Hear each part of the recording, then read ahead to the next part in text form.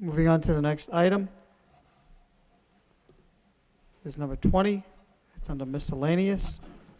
A request by Alison Laraba to address City Council regarding teaching civic engagement. Motion, Ms. Laraba, if there's no motion. Thank you. My name is Alison Laraba, and I reside at 116 Featherston Ave here in Lowell, Massachusetts. There was a time when every student learned about their civic responsibility in the classroom. The importance of voting and being engaged in government at all levels was impressed upon them at an early age, as they learned about the struggles of women and minorities to obtain the right to vote, which had been guaranteed to men of property in the Constitution.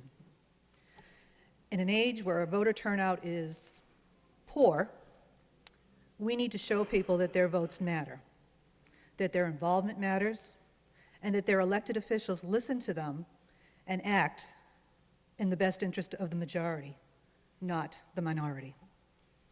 Sadly, this current council has seen failure on all three counts.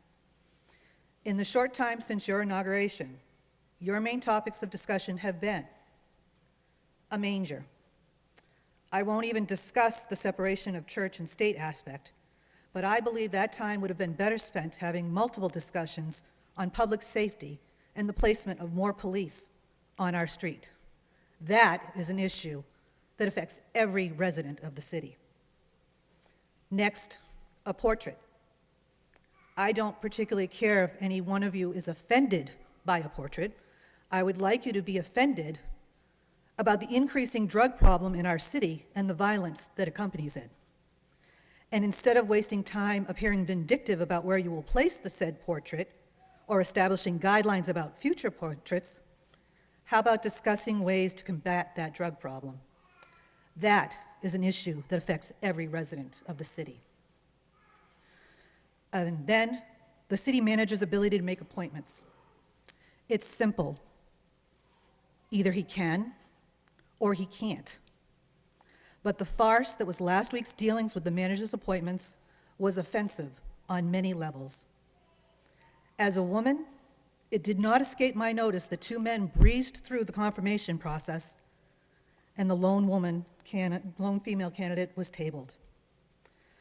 As a person born in this country, I noted that the person who made a conscientious decision to become an American citizen was rebuffed. In a time where we are supposed to be judging people on their individual merit, not their connections, I learned that some members of this council have not caught up with the times, and a qualified candidate was dismissed because of who she was married to. If this action was meant as a slap in the face to the city manager, it wasn't. If it was meant as a slap in the face to evil blogger Jack Mitchell, it wasn't. If it was meant as a slap in the face to Salmira Mitchell, it wasn't. When a city councilor acts in a manner that fits their own personal agenda and not the best interest of the city and admits as much on the radio, it is a slap to every voter of this city. And I find that the most offensive thing of all. It is time for this city council to put on their big boy and girl pants, stop the pettiness and vindictive rhetoric, and get to work. You have a city manager to hire, hopefully a professional one and not a political one, a city auditor to hire, a budget to approve, taxes to hold down, and public safety issues to address. People have been shot. I know of at least one home that was invaded in broad daylight, and this council has been quiet on that front.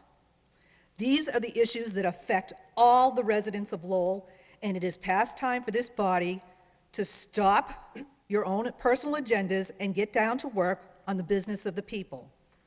I respectfully suggest that you do just that. Thank you very much.